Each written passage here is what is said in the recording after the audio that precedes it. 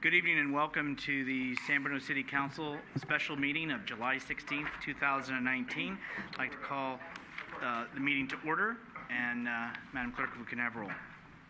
Councilmember Medina. Here. Councilmember Salazar. Here. Vice Mayor O'Connell. Here. Mayor Medina. Here. Councilmember Davis is absent with notice. Thank you. Public comments on items not on the agenda. Do we have any speaker cards, or is there anybody here who wants to speak on? Mr. Steins, please.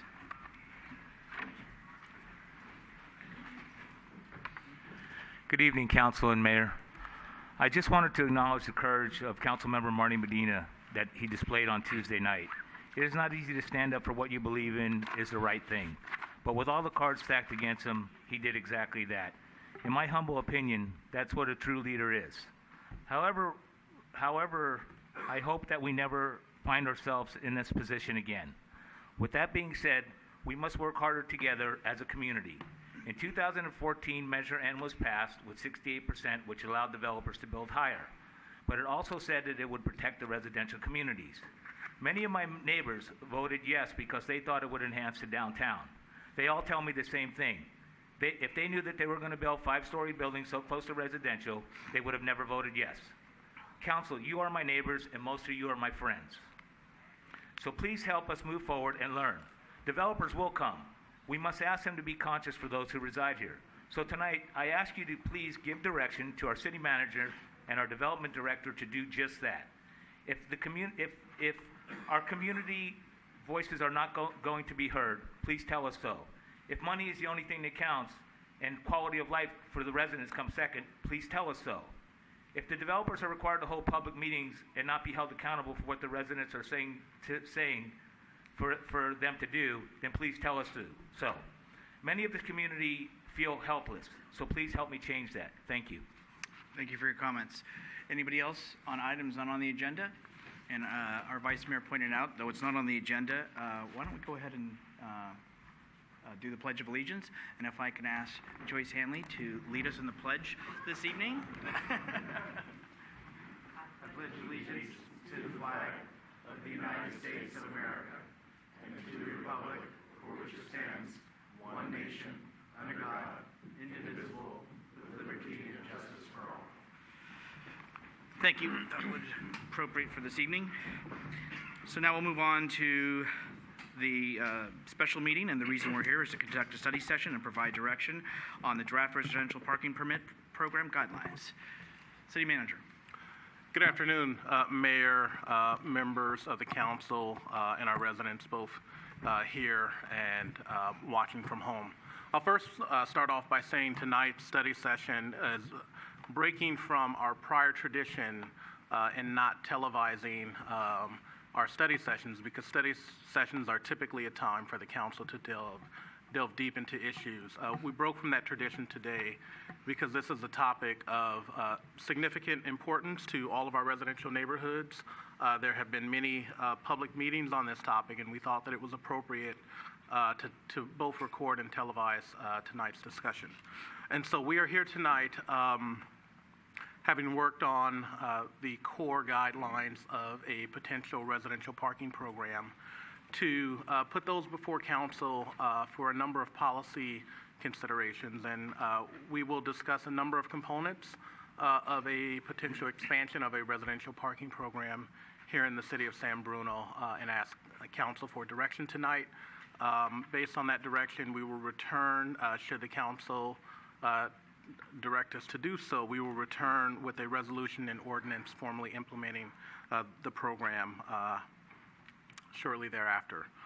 So let me first say that the city of San Bruno does have a residential parking program in the municipal code.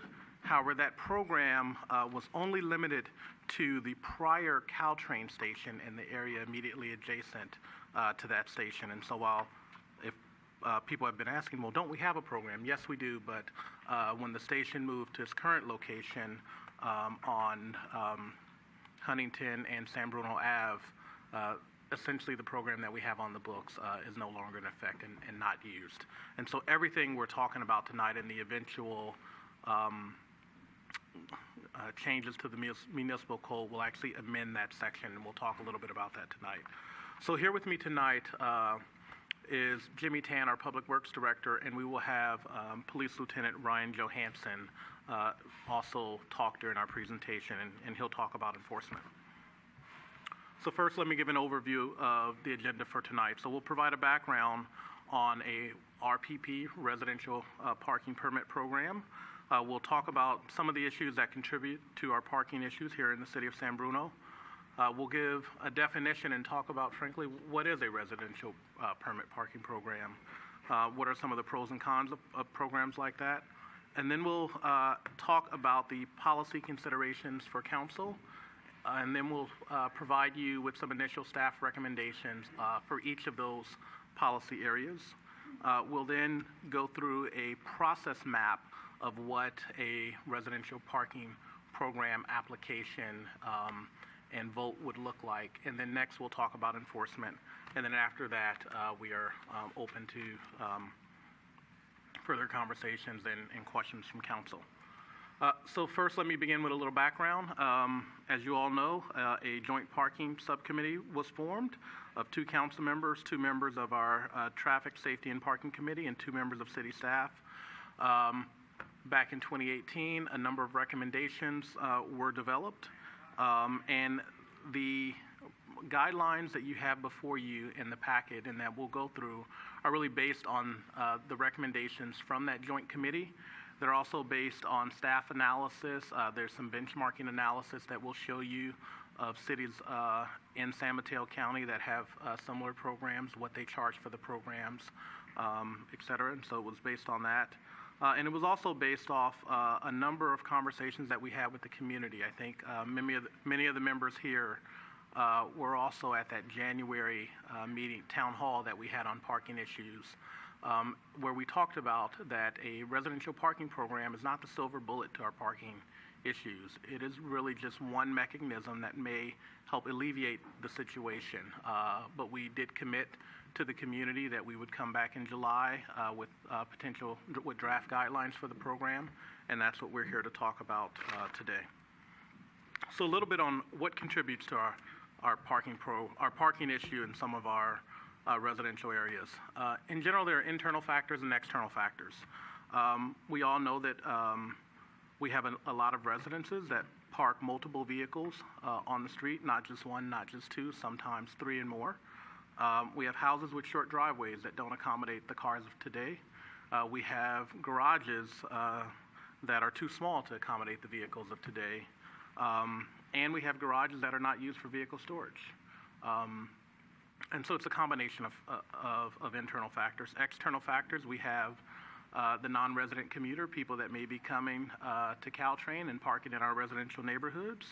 We have body shops and other commercial businesses that contribute to the parking congestion in a number of our areas.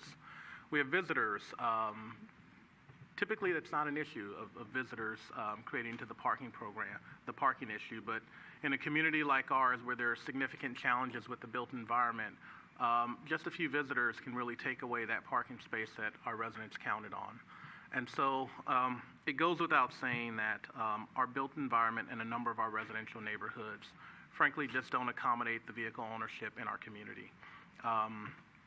And so one potential component of the solution is an RPP. So what is an RPP? An RPP limits the number of vehicles that each resident can park on public streets in a defined zone. There are special time restrictions, permits are required, and there's dedicated enforcement because a program is really not successful unless it's being enforced. However, RPP programs can be controversial and they can be polarizing. And so why is that, right? Why are they controversial and why are they polarizing? I think one of the biggest things is change. It changes the way someone uses and experiences their community. We'll have homeowners that have owned for 10, 20, 30 years that, should the community adopt it, can no longer park on the public street. They will have to get a permit to park on the public street, and the number of vehicles that they can park on the public street may be limited. And so it will have a significant impact on the community. It will have a significant impact on usability of what many view as a right to park on the public street for free. That's why they pay their tax dollars. But in areas where parking is impacted and there are challenges, this is a measure that a number of cities employ. And RPP programs are most commonly implemented in commercial areas or near transit, and that's some of the conversation that we had with the community. Because in many ways, your typical RPP program is not like the program that we are proposing to you today, and that's because your typical program, RPP program, is in a transit area or a commercial area where you're really trying to address those other people that are coming into our community taking up our parking. And so oftentimes the programs provide free permits. They are unlimited for residents because it's not the residents that are causing the parking congestion, it's those others. So oftentimes, for example, in the city of Berkeley, you'll see RPP programs around BART stations, and in Oakland, you'll see them around transit stations. But for a lot of our communities, while the parking issue may be impacted or made worse because of the others, the non-residents or the visitors coming in, we know from talking to the community and our own experiences that a lot of the parking challenges that we have are frankly people that live in our community and there's just too many vehicles ownership and too many vehicles parked on the street. And so that's why our program may look and feel a little different than what I think some people are used to, because frankly we're addressing a different issue. We're addressing sort of the reverse of what your typical RPP program is used for. So a quick highlight in some of the pros and cons of an RPP program. So a pro, the elimination or significant reduction of non-resident parking in the RPP zone. It may increase the availability of on-street parking. The key word there is may, and we'll talk a little bit about that, because it really all depends on the size of the street, how many available spaces are on the street, but also how many permits you allow for each house. It may increase the quality of life in neighborhoods that have been negatively impacted by outsiders that generate parking demands. It may discourage excess vehicle ownership. So if a dwelling unit is limited to 2 parking permits on street, if they currently have 3 or 4 or 5 cars parked on the street, it may discourage their ownership of those vehicles because they will not be able to park those vehicles in their neighborhood. And it may also contribute to the removal of non-motorized vehicles such as boats, motorhomes, trailers, construction-related equipment, or other commercial vehicles, those non-motorized items that are parked on streets. Some of the cons are residents and visitors may seek to purchase permits for on-street parking. Residents and visitors must seek to purchase a permit if they want to park on street, and so that's what I talked about earlier. It's a change. You no longer can park on the street for free. You have to go through a process that requires a registration, and you provide certain information that we know that you live at the home, that your vehicle is registered at the home, and so that requires a process, an administrative process that we set up that may seem to some as burdensome, but if the program is to have an impact, we need to set up a process that we know that you live there, the vehicle is registered there, and you're able to have that permit. Another con is paying for a permit and still not being able to find a space may be a challenge, and so people may pay for a parking permit to park in their neighborhood, and they may come home one night and there's not an available space on the street. So an RPP program does not guarantee you a space on the street. It does not guarantee you that parking space in front of your house. It essentially just limits the number of parkers on the street and takes away the non-resident parkers.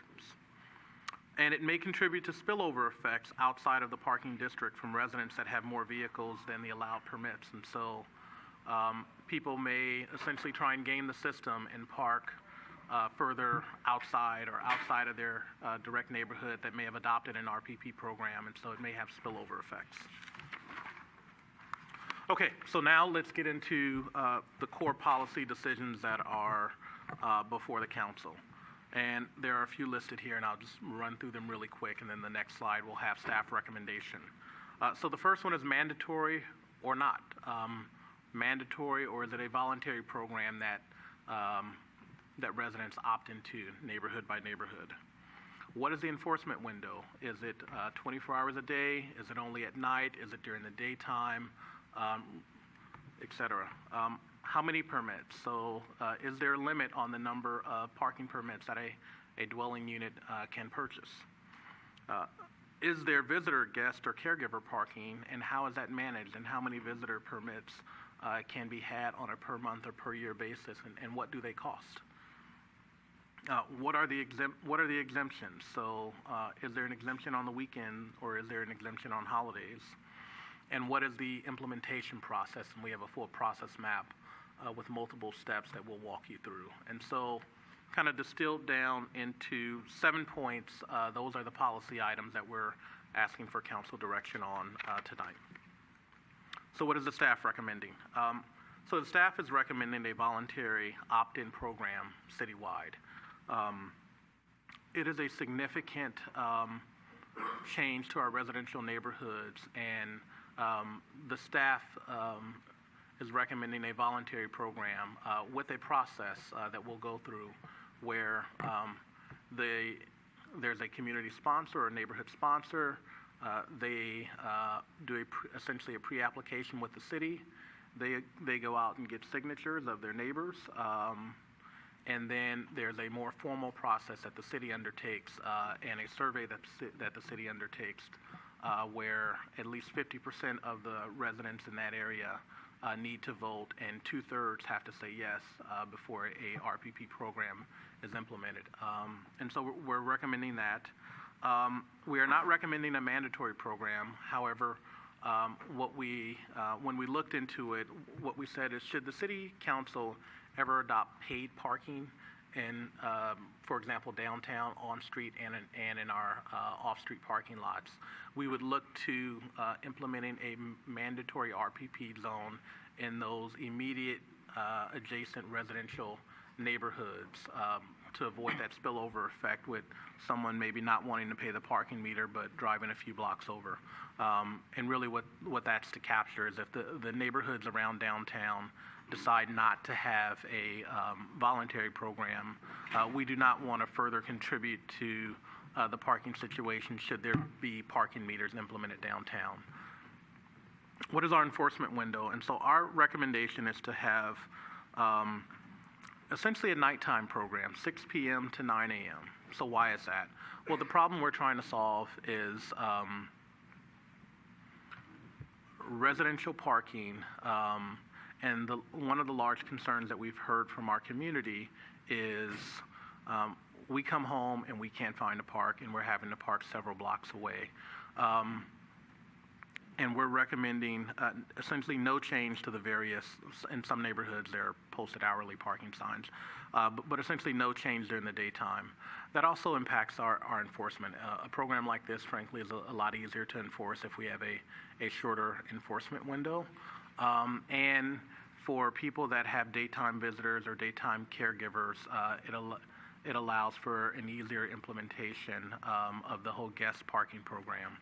And so we're really trying through what we're recommending today is to provide a measure of increased parking availability in the nighttime hours, 6 p.m. to 9 a.m. Quantity of permits, 2 per dwelling unit is what is recommended. What has been asked is, well, if a resident has a driveway, can they only have 1? Or if a residence has a very long driveway, so they frankly have the ability to fit 4 cars on their private property, can the city not give them a on-street parking permit?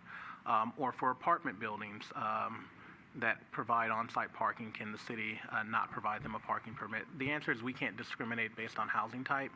And so we really need to provide the same amount of parking permits per dwelling unit. And so for 1, ease of implementation, and 2, because as we looked at what we thought would be more, frankly, palatable for the community to accept, we settled on 2 parking permits per dwelling unit. A large part of that is anecdotally, we didn't think 1 parking permit per dwelling unit was reasonable or would be accepted. And on a lot of our streets, if you give 3 parking permits per dwelling unit, it's almost essentially an ineffective program because you can't fit that many cars on a street. And so we sort of landed around 2 parking permits per dwelling unit. There were prior iterations of these guidelines that went to TSBC that called for a street-by-street analysis from our traffic staff to essentially count how many available parking spaces are on each street and divide that by the number of dwelling units. And the sample essentially came up with 1 point something or 2 point something, typically on the lower 2 point something. And so we just thought it was more appropriate to simply limit it to 2 permits per dwelling unit. The cost, $35 per car for 2 years. That is our current fee in our master fee schedule for the prior parking program that was near the Caltrain station. On the next slide, I will show the fee comparison for the other cities, and so we'll go through that in detail, and I'll tell you why we landed there. But essentially what you'll see is most cities, frankly, charge a very nominal amount for an RPP program. It's not a revenue capture program. It's really a program that is aimed to address a parking congestion problem. And so having a fee amount, it would have to be, frankly, a lot higher to capture the full enforcement and processing costs. And so we thought having a modest fee amount was appropriate, and so no change to the existing fee. Visitor and guest parking, we're recommending 10 guest parking passes per month with a daily fee of $5 and a weekly fee of $25. What you'll also see is that cities set this at varying amounts. The weekly fee is likely set to discourage people from essentially gaming the system by only getting 2 parking permits per dwelling unit, but then getting a visitor permit to supplement and have a third parking permit. And so there's typically a limit on visitor permits if a city is setting up a system like we do, and there's a higher fee amount. As far as exceptions, we are recommending exceptions on holidays, so no RPP zone would be enforced on holidays, but the parking program would be enforced during the regular week. And actually a correction in the packet, it said that it would not be enforced on weekends. That was a typo. It would be enforced on weekends, just not on holidays, is what the staff recommendation is. So again, I said I would provide some information on benchmarking. So we took a look at a number of cities in San Mateo County, and you can see from this, Brisbane has a program, but it's not used. Burlingame, Encoma, Daly City, Millbrae, Redwood City, San Carlos, San Mateo, and Woodside have programs at varying amounts, but Foster City and Hillsborough does not. And so Burlingame has the highest fee amount, which is $50, an annual permit of $50 for 2 vehicles. There's a limit of 2 parking permits per dwelling unit, and there are no guest parking permits. Coma has a program that provides no cost up to 4 vehicles per dwelling unit, and a 14-day limit of up to 15 visitor parking permits per year. Daly Cities is free, unlimited number of permits, and no guest parking permits. Millbrae has a little bit of a hybrid structure where the first permit is free and the second permit is $25. Each dwelling unit can have 4 permits, and there are 2 visitor permits for $25 each annually. Redwood City, free, 3 permits per dwelling unit, 10 visitors permits per year. San Carlos, free, 4 permits per dwelling unit, 2 guest parking passes. San Mateo, free, unlimited parking permits per dwelling unit, 1 guest permit. Woodside, free, depending on where you live, 2 or 4 parking permits per dwelling unit, and typically guest parking passes are provided for special events.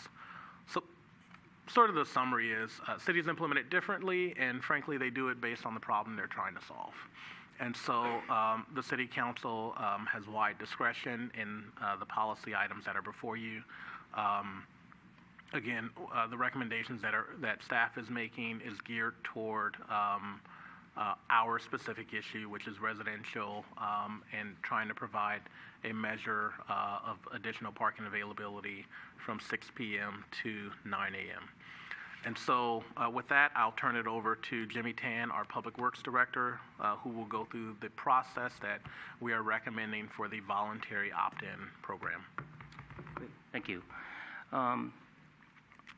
This slide shows the process for implementing the residential parking permit district. Again, this process was derived through the Joint Parking Subcommittee and was also presented to the City Council back in 2018. So some of the requirements within the process are very similar to other agencies, what they're doing. And as previously mentioned, right now it has been modified slightly from what we had developed from the subcommittee to streamline the implementation process. So I'll go over the step-by-step in detail a little bit, but I just wanted to share with you the steps here. Starting from the upper left-hand corner, you have a step one as a voluntary process. The residents or the sponsor will file file an application with the Public Works to start the process. Then the Public Works Department will review the permit applications.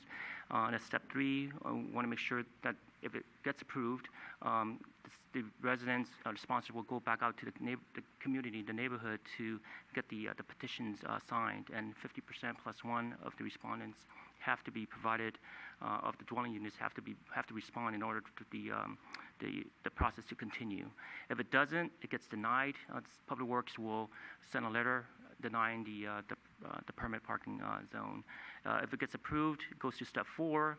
Staff, again, what the city manager mentioned, we are limiting the permit to 2 permits per dwelling unit, which is what's indicated in the current municipal code as well.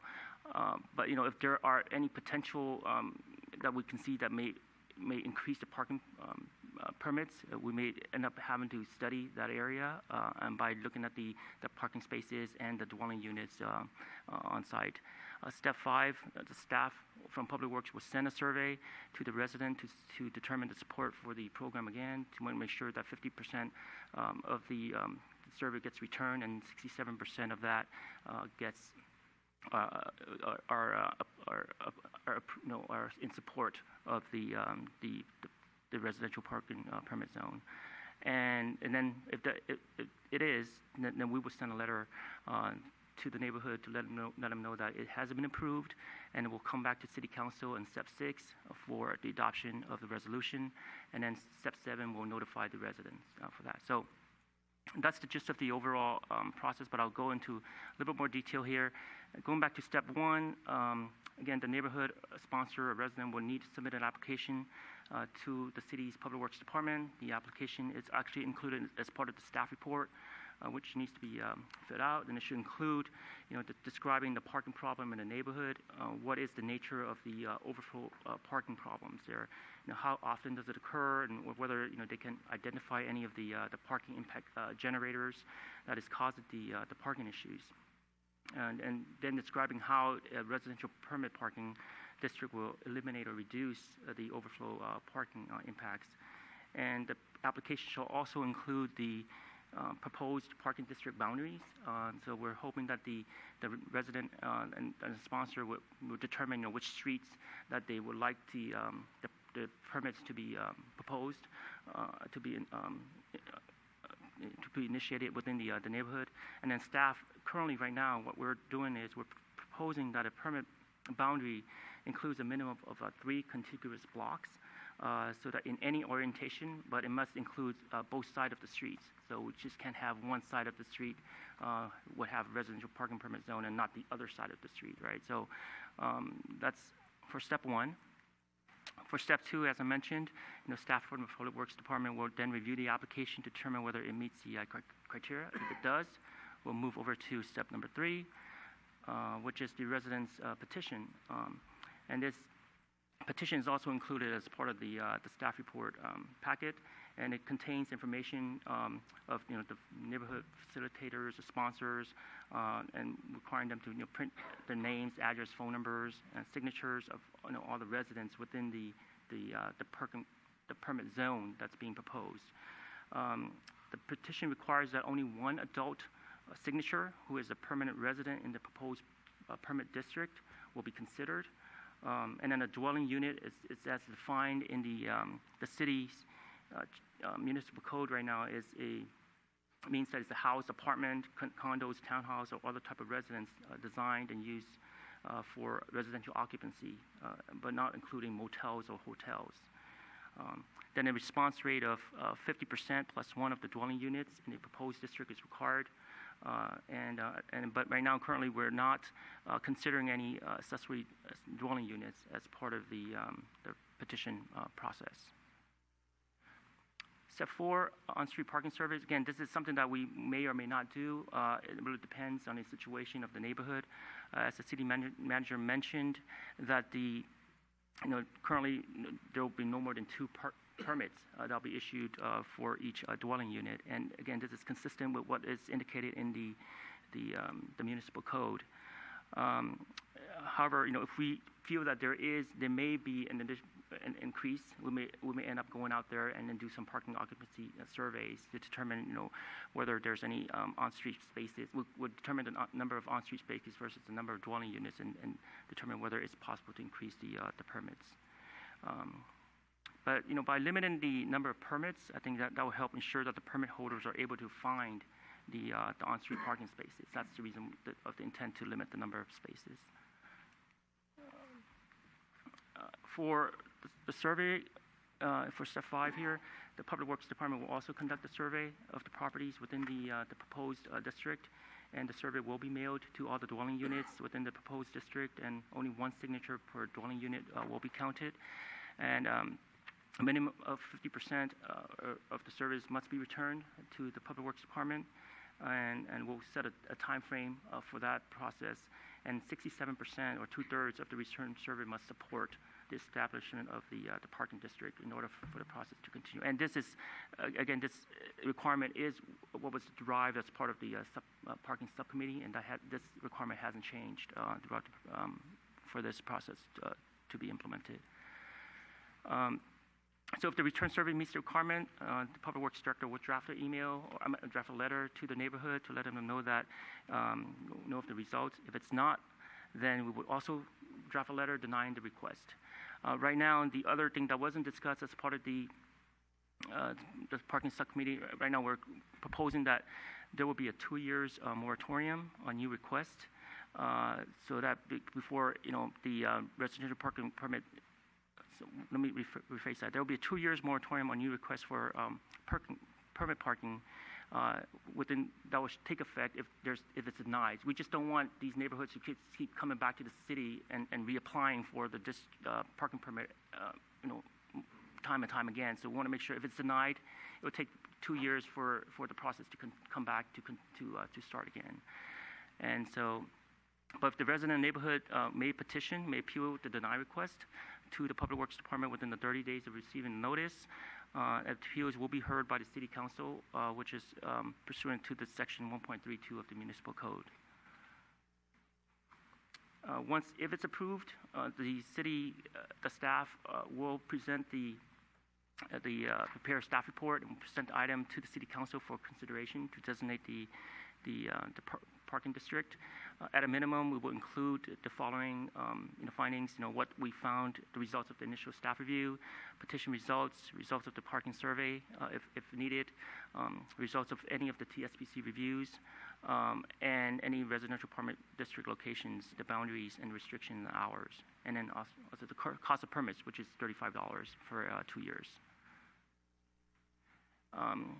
So upon approval by the council, step 7, we will go back and notify the residents within the parking district to let them know about what the date of the enforcement will be, and when it will begin, and how to purchase the parking permits. But if the city council denies the request, Again, it will be a 2 years moratorium on new requests for the streets that are involved in the denied area. Parking enforcement, the Lieutenant Ryan Johansson's here to speak on behalf of that. Thank you. So per municipal code that exists now, the police department is solely responsible for the administration and enforcement of any permit parking program we implement. It's a little bit difficult to ascertain what the personnel and equipment costs and needs will be to enforce a permit parking program until we have a better grasp on the scope of the programs that are implemented, the size of the neighborhoods that need to be enforced, and so on. Nonetheless, I think you can presume that the following would at least be required for administration and enforcement if any substantial permit parking districts are in fact established. We would need at least one additional full-time community service officer for the on-street enforcement. The estimated cost of that is $107,000 per year.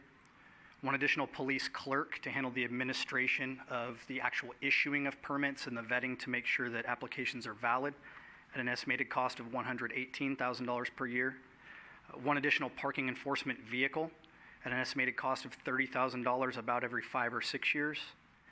And then the purchase of a permit management software to enable us to manage the program as a whole at an estimated cost of $5,000 per year. It should be noted, too, that through analysis of this proposed program as well as existing programs in other cities, it's pretty clear that we cannot expect enforcement revenues to offset any significant portion of the program costs. That is the case in almost all cities that currently have residential permit parking programs, and we would expect it to be the case in San Bruno as well. It is also likely that proactive enforcement will not be possible during all hours of the parking restrictions. Proactive enforcement, for example, might be restricted to a period of time right when the restriction begins each day and right before the restriction ends each day, but would likely not be palatable throughout the entire evening hours of the proposed permit parking restrictions as stated to you here tonight. Outside of those proactive enforcement windows, the police department would propose that we could enforce on a complaint basis with actual police officers and staff on hand, but that of course would be when resources allow based upon other more pressing calls for service.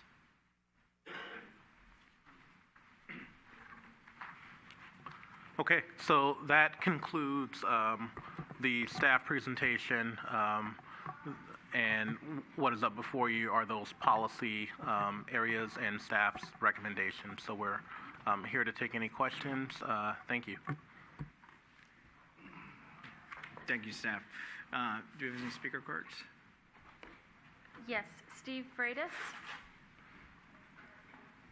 I promise you the meeting won't be as long as the last one, but I certainly wanted to give everybody the opportunity to go ahead and speak in case you had somewhere you needed to be.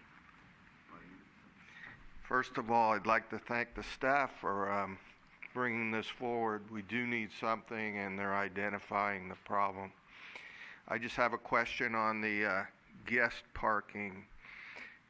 The 10 number, is that a transferable thing? Someone with an Airbnb buying 10 permits, or how that's going to work, you know, that can be a problem. And if you park on your own property, do you need a permit? I.e., say you have a classic car and it fits on your driveway because the way your house is configured. What do you do if you have a vehicle for, like, my wife has a vehicle, I have one. We only have an opportunity for 2 permits, and then I have a nice 68 Camaro, that's my classic car. What do I do? And that's my only questions. Thank you. Thank you, Steve. Was there anybody else here this evening that wanted to speak on this item? Russ. Again, thank you, Jimmy. I think I appreciate your work. I think it's long overdue that we have this implemented. I did want to make an internal fact here that I think we missed, and I think that is that we as a community have our children living at home much longer than we ever did before. They can't move out of our homes. They can't find a place to live. Rents for a 1-bedroom apartment, as we all know at this stage, are $4,800 bucks, and so our children are staying at home a lot longer. Also, with that, we also are building we're building these units in the back of our homes. So I think that we need to find somewhere in the middle here. I think that if 2 is what it is, I'm good with it.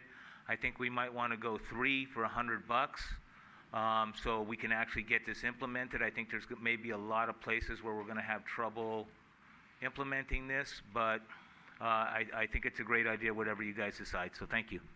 Thank you, Russ. Is there anybody else here that wanted to speak on this bill?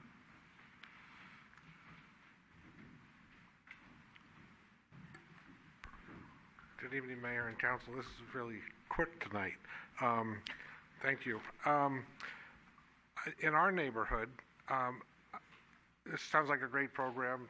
City staff, I mean, everybody's done a lot of work, you can tell, and it's really well thought out. In our neighborhood, I think, which is, I live on San Luis, we have a lot of commercial vehicles that park on our streets. And if we could, I don't know if we need a parking program as much as restricting commercial vehicles parked on our streets at night. I think that would be in itself a big benefit, but that's just my opinion. So, thank you.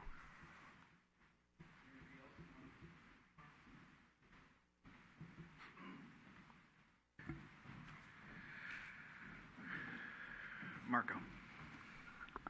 Hi, good evening, Mayor, members of City Council. So super excited that we're at the point that we are now with the potential parking permit program.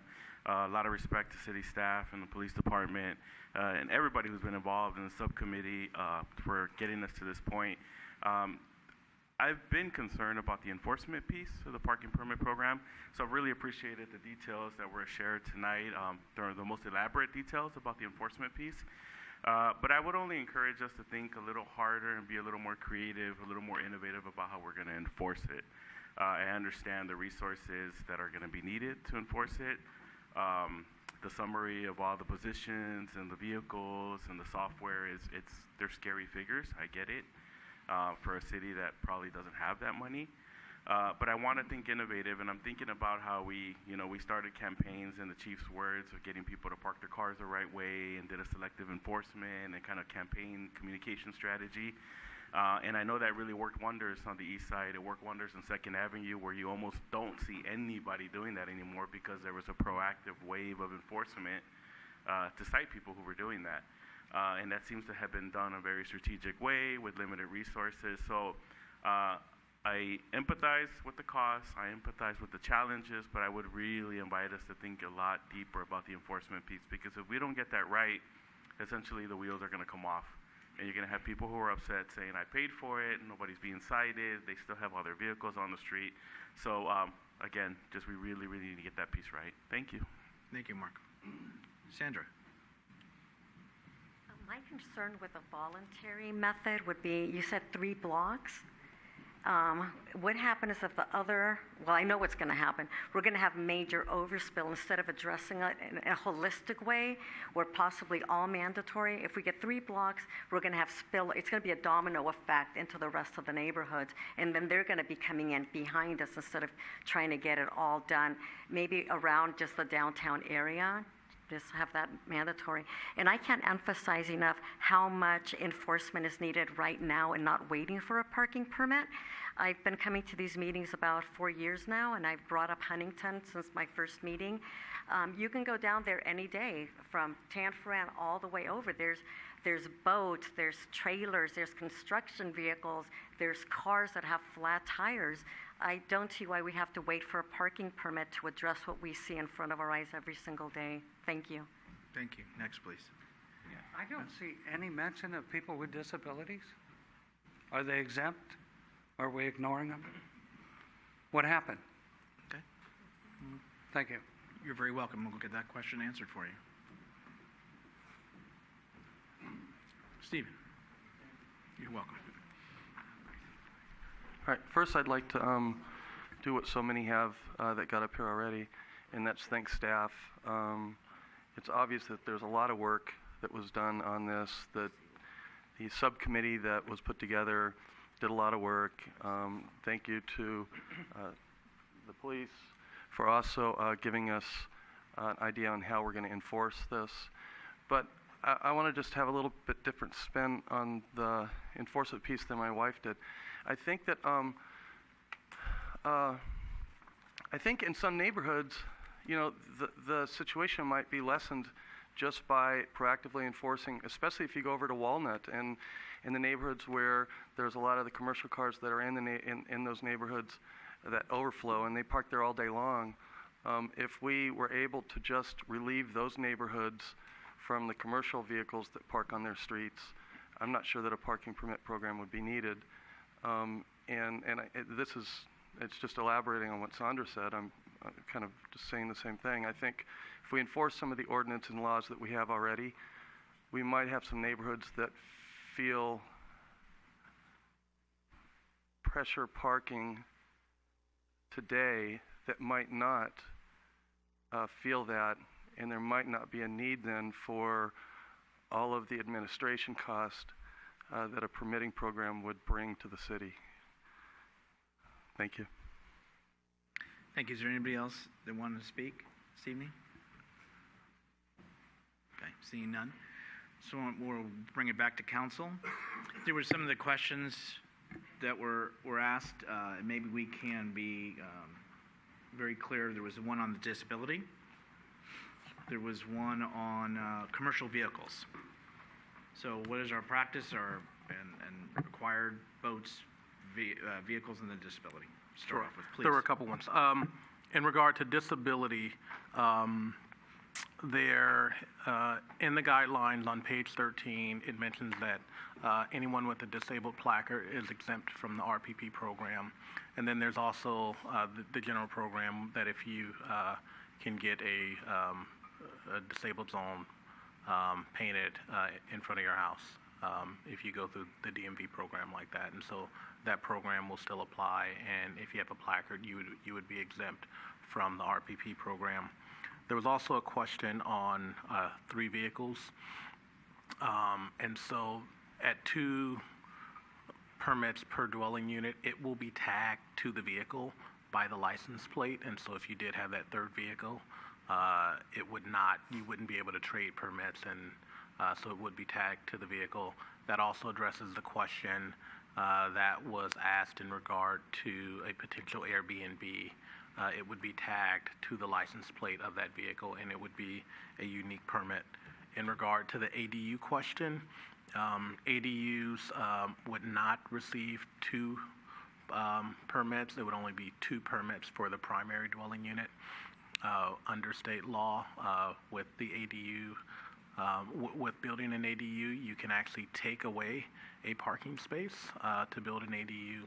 And so, given how ADUs are structured in state law and the purpose of building ADUs, we did not think that it was appropriate if there was an ADU on the property, because that ADU may have taken away a private off-street parking space to then allow extra parking permits for that ADU. In regard to commercial vehicles, I will have the police department talk about commercial vehicle enforcement. Just to clarify as well on the disabled parking issue, which is a significant one, the California Vehicle Code provides for this. If you've got a valid disabled placard, you can park anywhere legally unless parking is always prohibited in that zone. So fire zones are basically the only place you can't park. So a permit parking district or any other law we implement at the municipal level would not override that California Vehicle Code. So disabled placards are covered. In terms of commercial vehicles, a little bit of a misnomer, right? It's not any more illegal to park a vehicle with a commercial plate or a vehicle for commercial use on a city street than it is to park your personal vehicle. There are some size restrictions against parking in residential neighborhoods in terms of the weight and or the width and or the length of the vehicle as to whether it can be parked there. But a vehicle being commercial plated or being used for commercial purposes by itself is not enforceable by the police department.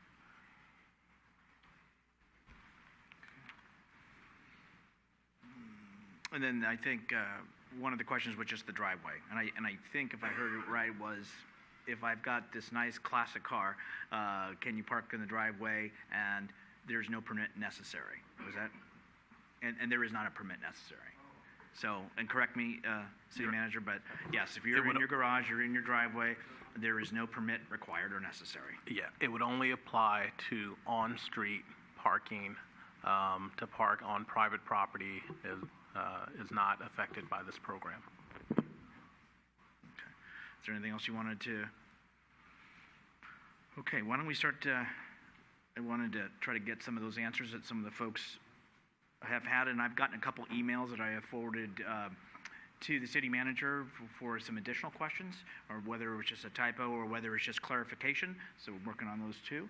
But why don't we bring it to council and see if council has questions of staff? Michael. Through the chair, thank you.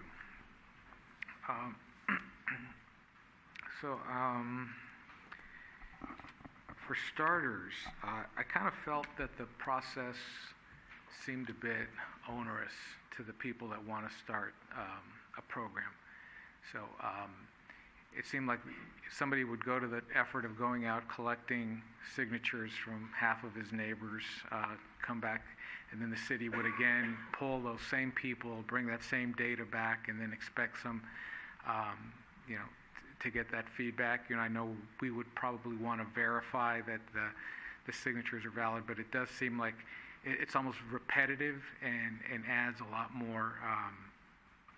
It puts a lot of work on the residents, and then we, as the city, end up duplicating the work. So that's one comment. I don't know if there's a way to possibly streamline that process for neighborhoods that are interested in doing it. I was curious about the comments that were made about just enforcing the existing conditions, and I'm just wondering if, I know sometimes we, as a council, we get excited about an idea and we want to go chase down this permit thing, but are we confident that we've exhausted all other possibilities and that the permit program is, in fact, really required in some neighborhoods or in most neighborhoods? So. Sure. Why don't we respond to both? I feel exactly how you just articulated when I first saw the process of, while this seems like a two-step process, can we create a one-step process? And then I talked to staff and I looked back on what went to the TSPC committee. And it's a two-step process because the city needs to conduct the official survey and make sure that it's verified. And if we didn't have that initial step, we could essentially have anyone in the community raise their hand to say, hey, I want an RPP program, and we're going out to do survey after survey after survey. And so the two-step process is at least to have an initial assessment of, okay, one person came in and filled out the application, but before we do a lot of work on it, is there a significant interest in the community in having this program? And so it's a way to have a quick initial gauging of community interest by having the resident go out and gather signatures of their neighbors and articulate to their neighbors that they're interested in this program, and kind of see if there's a base level of support for that. And it's sort of a workload measurement measure, but also just to see and have the neighborhood sponsor articulate to a broader group what they're interested in. On the other one of, can we expand our existing enforcement efforts in general parking enforcement? I'll let the PD get up and talk about that. My initial is absolutely, that takes resources. I've gone on ride-alongs with our law enforcement officers at night, and I see how busy they are responding from call to call to call.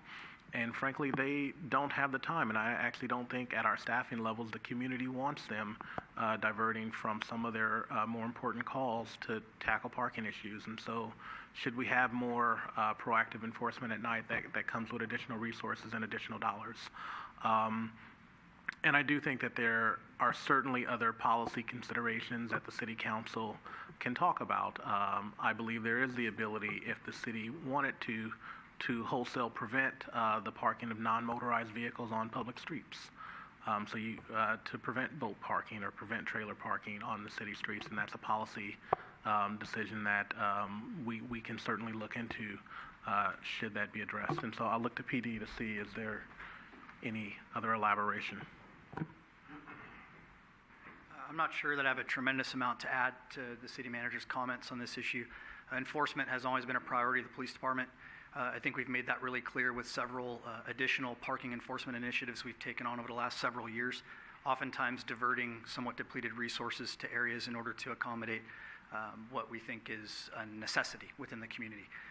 That being said, it's a little bit of a misnomer to presume that enforcement removes vehicles from the streets. If a resident in a given area owns a vehicle and we cite it, it doesn't mean they're going to sell or get rid of the vehicle. Even when we impound vehicles on, say, a 72-hour ordinance violation, typically the owner's going to go get their car back. They're going to have to pay some fees, but then they're going to put it right back on the street. And so it's easy to point at enforcement as a way to remove vehicles from neighborhoods, but it's not terribly effective in doing so. And just to elaborate on that, certainly we have a lot of people that play the 72-hour game, right? You just move your car every 72 hours. And so, like Ryan Johansson said, even if we had more enforcement, people would just, they'd get the ticket and then they'd get better at playing the 72-hour game. Okay. A couple more. Okay. So another concern I had was with the proposed fee for the program, and I know that we don't really want to burden our residents with huge fees for parking on the street where it's always been free, but at the same time, when we look at the price tag of a program, if we're mandating this program and then we have no way to fund it, we're automatically putting ourselves back into a deficit position. And I was so excited that we had finally gotten to a point where we were starting with a free and clean, clear of deficit budget for the year. And I mean, this, if we were to move forward with this, it would clearly put us back into a negative position. Because I don't know that there's any revenue coming from anywhere else that we could expect to fund this. So, with $35 for 2 years, to me seems very, very low. I think it could be a little bit higher and still not be that much of a detriment to the residents. So I would consider doing something higher. And I'm also wondering about the 2-year span. Why not every year? Is that just to reduce the admin costs? Yeah, it's to reduce the admin costs, and so whether you want to have it be for a year or 2 years, we could adjust the permit fee accordingly. Mm-hmm. Yeah. And I'm assuming there'd be some mechanism in there for removing permits when somebody moves away, so that if somebody new comes in, that they'd have the ability to. Absolutely. And after the initial registration, we would like to have online renewals and online removals as well to take off that burden. Okay. And you mentioned that the permit would be tied to a license plate, so it would be tied to a specific car. And so when you mentioned that, I was wondering, could there be a way to use automated license plate readers to go around and scan the cars and perhaps save a little bit in the manpower required to find violators?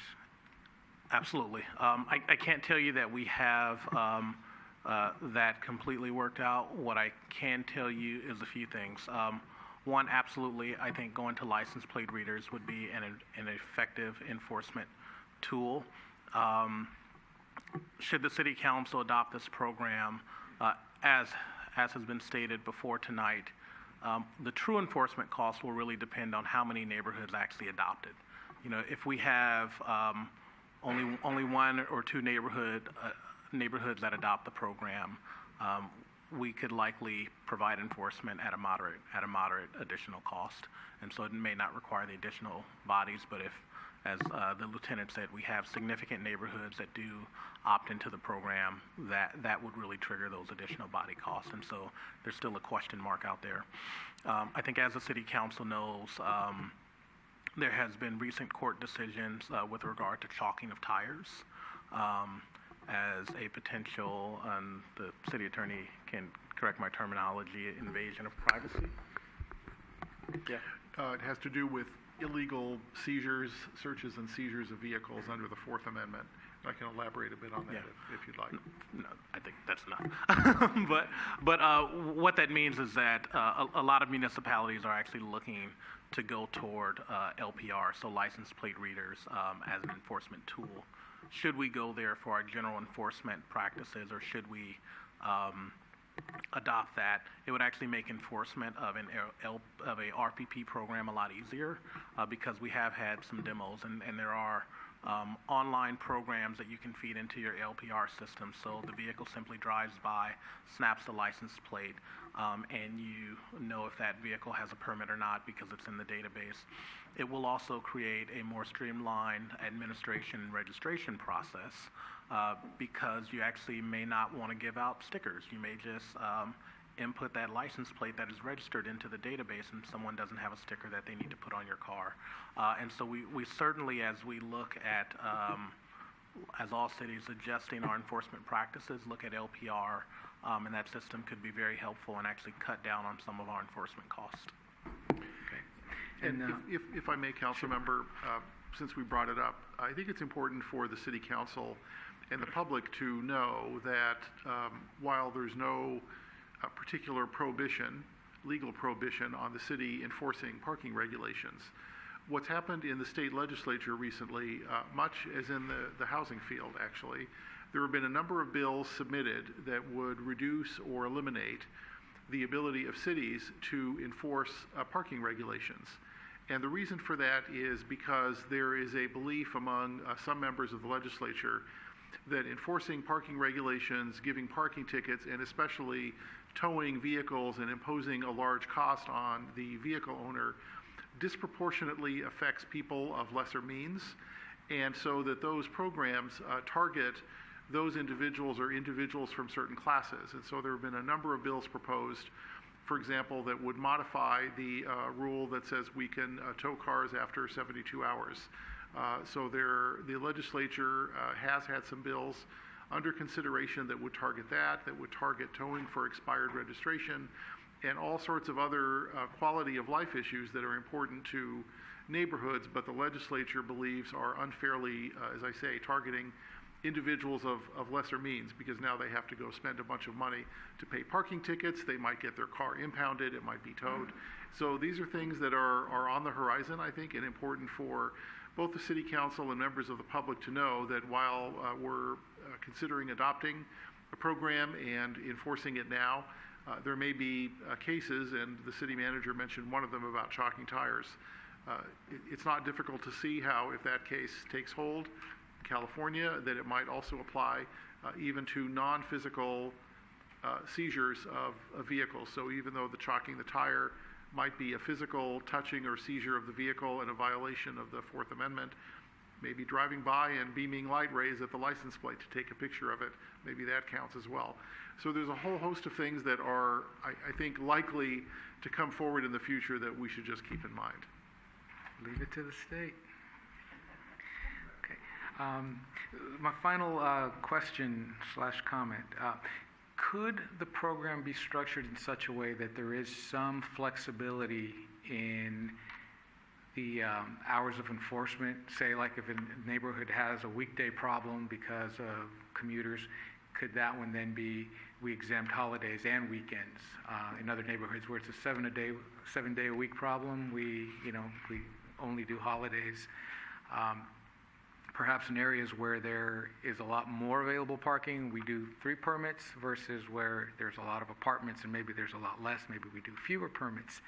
So could it be structured in such a way where there is flexibility in order to meet the specific needs of specific neighborhoods? I think the short answer is yes, we could do that. What we wanted to recommend was essentially a policy palette for the city council to consider. There is flexibility built in the area of the number of permits, and the Public Works Director talked about that. Should staff feel that there's the ability for more permits, or should a resident petition the city and say that there's the ability for more permits? What we thought about in those, and I think it's 7th Street, where there is only houses on one side of the street. And so if you did a survey, you might be able to have more than 2 parking permits per dwelling. There might be streets like that we could say, okay, you know what, given the unique configuration of this street, there is the ability to have more than 2. The rules currently allow for that.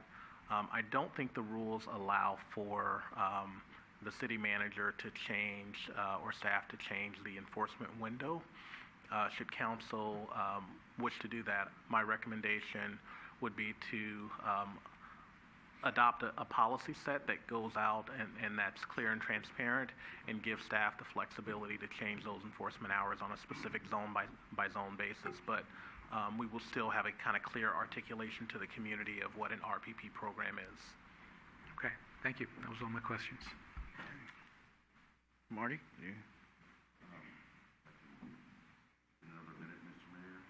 There was somebody who came, yes, there was somebody who came in, so we want to, certainly you've made your trip out here, so we want to let you speak. Plymouth Ansbergs. Are you Aros Harmon? All right, Aros, go ahead. Go, if you can go to the mic, please. Thank you.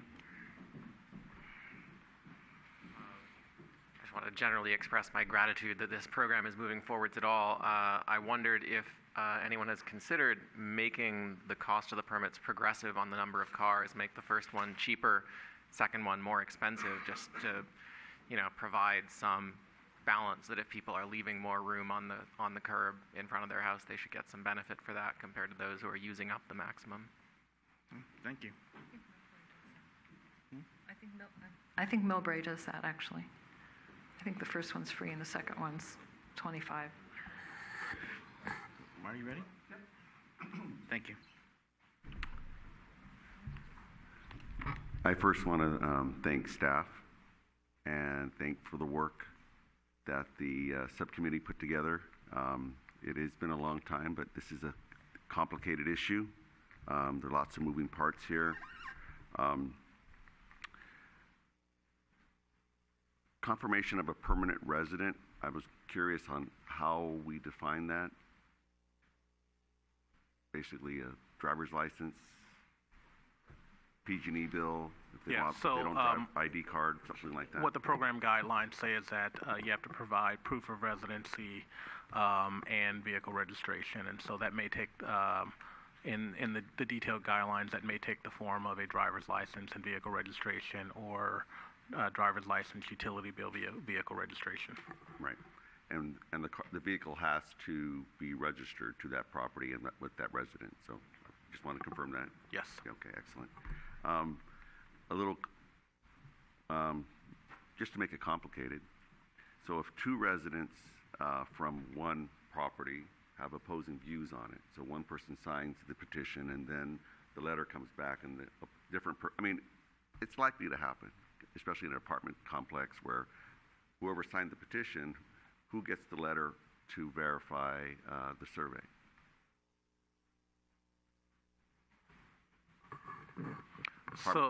We got apartment complex of 4, the petition in building A signs, yes, I want a parking permit, and then the survey from the city comes back and it gets sent to each unit?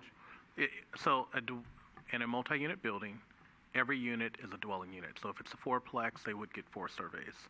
And the city would mail a survey to each dwelling unit.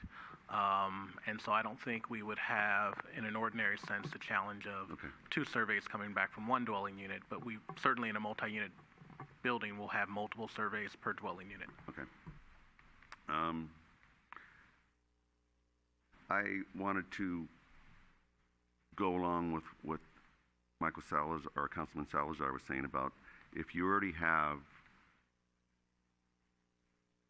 a signature from somebody on the petition that they want to have the parking permit program, then why would you send the survey to that person if that has already been confirmed? It seems kind of, they already turned it in and it's verified, so why would you send it to them again to verify? Okay. So just to recap, the process has a 2-step process where a resident comes in as a neighborhood sponsor, fills out an application and says, for these reasons, I think we should have an RPP program in my neighborhood. They work with the city staff and to define the area, and we do that with a minimum of 3 blocks.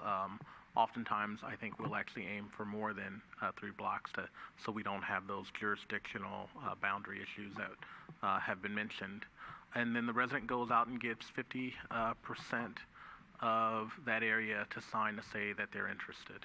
And then after that, additional work happens at the staff level, and then we conduct a formal survey and send a formal survey to every dwelling unit in that area. At least 50% of the dwelling units need to respond, and 2/3 need to respond of those people that respond need to respond in the affirmative.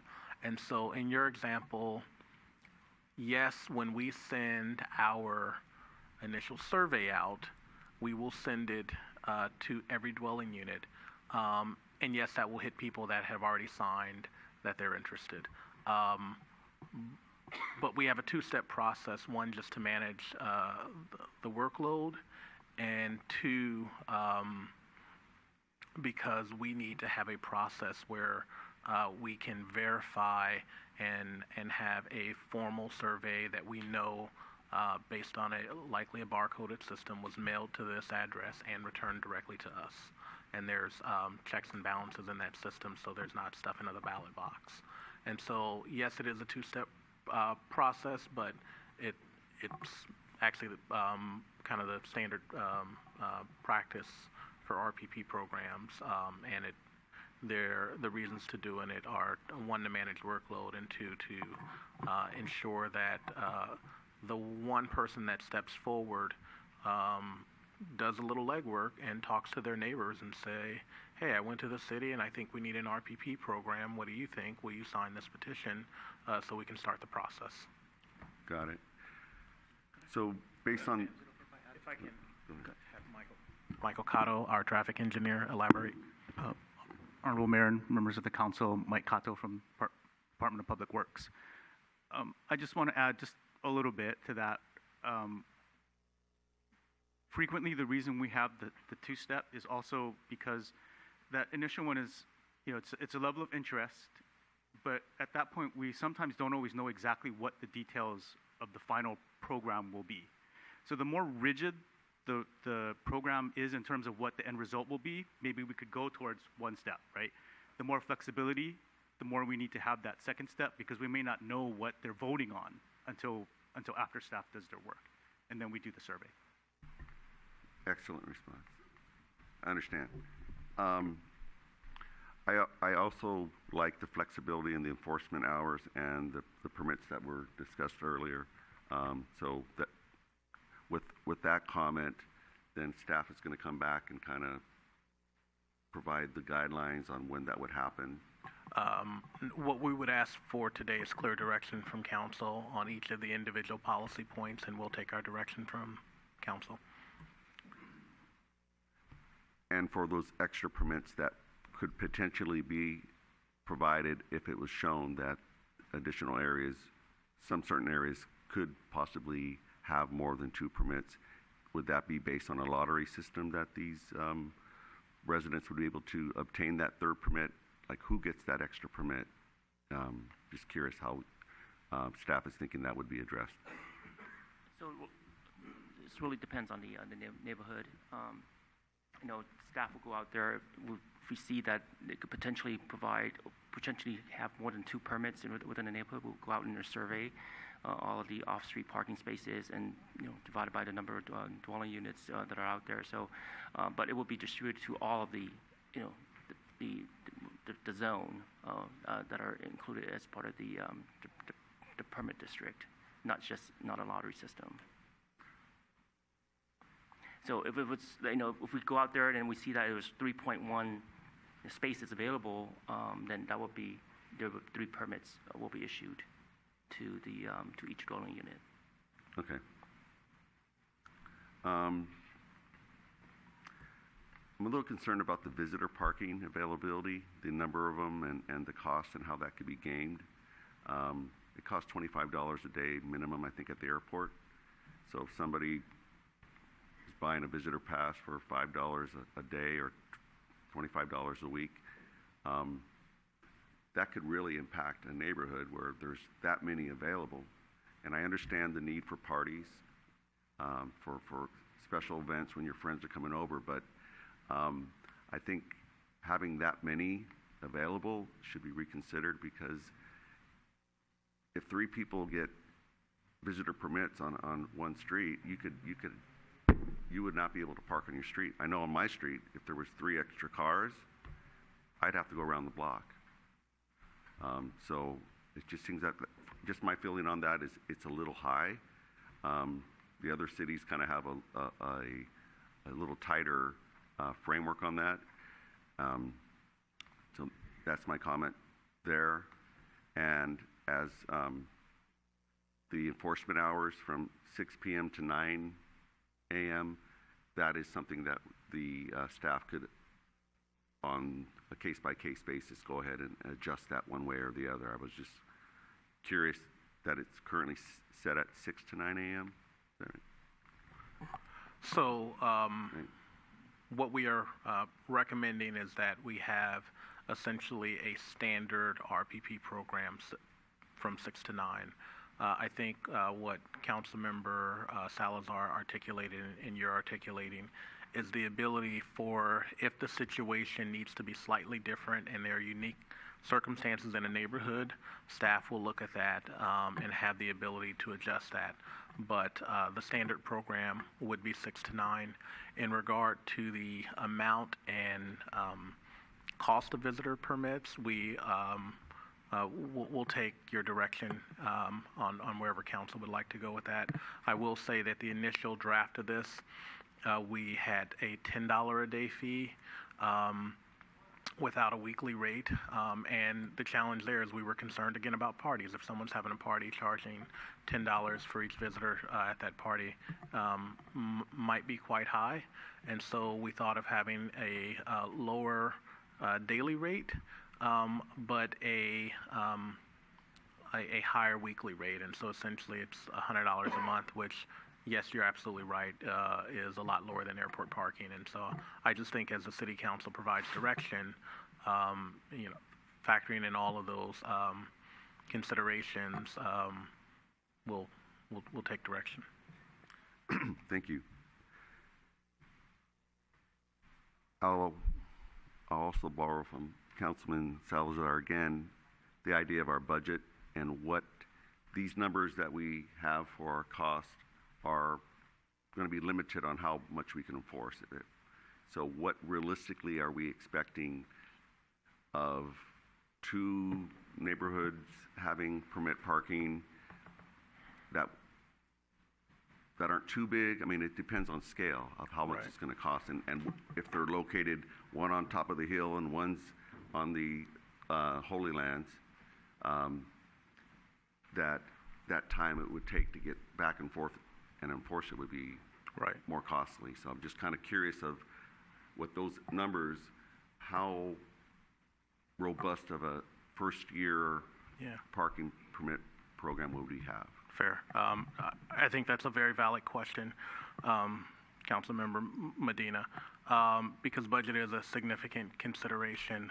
And yes, should council provide direction to move forward, we would be implementing a program that should a number of residents, neighborhoods adopt the program, it would come with additional enforcement cost.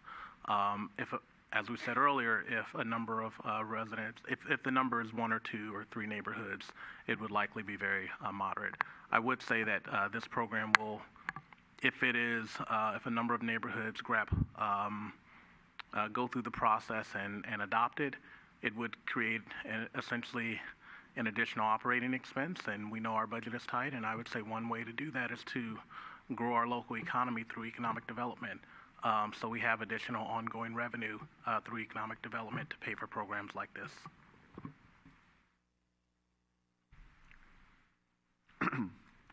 My last question is the appeal of a citation, and somebody can say, there's always a good story why I have two permits, and I had the classic car, and I pulled the classic car out, and it didn't start, and so I got a ticket, and it was just there for a little bit. So it's the idea of a get out of ticket card, get not out of jail, but get out of a ticket card. So just a little amnesty, and I was just curious how that would work, or maybe we could have a little bit of an amnesty period for like maybe the first one or maybe the first couple months, something that could kind of just be conscious that people are having trouble kind of adjusting to it, and just curious what your thoughts on that, and then what my colleagues would think about trying to provide a little flexibility early in the process. Sure. So one of the things that we have contemplated is once a program goes through the process and is adopted, we would have likely a 90-day ramp-in period, so people have time to receive the various mailers to become educated about the program, and then actually go and bring in the required documentation to get the permits. And so whether we finally land at 90 or 120 days, I think is open. As far as a amnesty or get out of jail free card for your first ticket, we'll take our direction from the city council. Okay, thank you. Irene? Thank you. A lot of my questions have been answered, but I do have a couple. Somebody asked about the minimum of 3 blocks. Oh, someone said about 3 blocks, but my understanding is that's the minimum that you would have for a parking permit program. So my concern is if somebody does the 3 blocks, it doesn't get the necessary votes, then they're denied it for, is it a year or 2 years? It's 2 years. Okay. Say somebody adjacent to those blocks wants to encompass, yeah, Javon's nodding, either 1 or 2 of those blocks plus a few others. Is that allowed?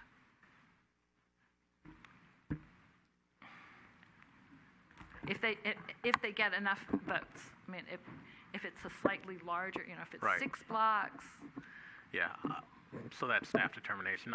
I would say that that's a different application. If the zone boundaries are different, then that's a wholly different new application and would not be subject to the 2-year mark. Okay, so as long as people understand that.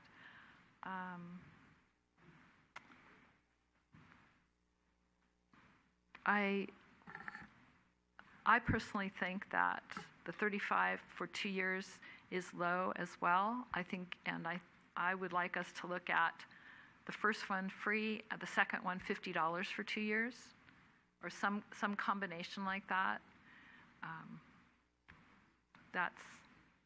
So if you have 1 car, 1 permit, great. If you have the second car, it's going to cost you more. That kind of thing. The guest parking, I understand the concern about if you have a guest parking, if you have guest parking pass, so the resident has to apply for the guest parking pass. So if you have a guest who is going to the airport and they're going to leave their car near on your street, you can apply, or you apply for that parking permit and they can stay for X amount of time. I'm with Councilman Medina. That week long, I think the week long should be more. If you're there for a party and you need $5, okay, fine. But if you're there for a whole week, that really, I think, puts a burden on the residents that are there, and I think that should be at least $50. So those are my 2 comments at this moment. Okay, for myself, also on the visitor parking, I think a week is a long time, because we can understand we have a need. There's a social gathering, there's something happens in the family, and you need that extra time. So you need a day here, a day there. But I think a week at $25, when parking at the airport, I think there might be one of those that are now at $18 or $25. It's a deal. So to me, that doesn't help to take care of that. It comes into the same thing where I'm at, or street sweeping. So you just got to make sure you rotate the vehicle. I think what we have here too is a parking permit program. I think on the voluntary basis is helpful because it really comes from the neighborhood and the community. Gosh knows nobody likes, and I'll use Mark Howard's word, right? When he was on the subcommittee, no one likes to have anything imposed upon them. They like it to come from them. And for their needs, which everybody has a specific need. But I also think what it does too is that if a program goes in, and I'm not going to say where, but I'll say there's a spot and there's a home of 2 people and they have 5 vehicles. Now, good, bad, or indifferent. I have a friend who said, I've got 4. And let's just say it happened to me where I live. I'd probably take my daughter's car, who now lives in Arizona, I'd probably sell it, or I'd donate it. So it would kind of force me, it would motivate me to have to take action, rather than just being very convenient. So I think what it helps to do is also address some of those needs. So on the costs for the actual permit for the vehicle, $35 for 2 years is maybe too low, would agree. The visitor parking, I believe the $25 per week is too long and too cheap. And I don't know that that helps. And I think we still have some of our same problems about people dropping vehicles off. I think, though, that what is important is that we have some kind of consistency, and I understand the flexibility that if the ratio equals 3.0, then there's what it is. I know when we did a lot of that in the subcommittee level, if I'm not mistaken, it was like 1 point something a lot of the time, so that's where the 2 came from. 1.6, thank you. And so, in essence, that's a start. It's something. But again, this is something that I think folks have wanted. I want to address something that one of the speakers said about Huntington. And I think what you're finding there is that, where the train station used to be, if I'm not mistaken, there is no street sweeping. So hence, therefore, the vehicles don't move. And so, therefore, I think that needs to be established, because if it's on one side of the street, it should be on the other side of the street, which would then make the rotation happen, just like what I deal with, in our neighborhood, my neighborhood. But I do think, and I think it will help motivate folks. And I've told people this, I had 2 cars. So I got a newer car, and I said, I got to lead by example. I'm going to donate it. So I donated it to veterans. Because, A, I can't drive 2 cars at once, and 2, I got to lead by example. So I got to do and provide for my block. It is true about folks staying at home longer. It is true about folks coming back home, parents, those that we have to take care of. So I want to have it as flexible as possible, but I also, if we're going to do it, I think we need to start embarking upon something, allow a program to begin, and get it going.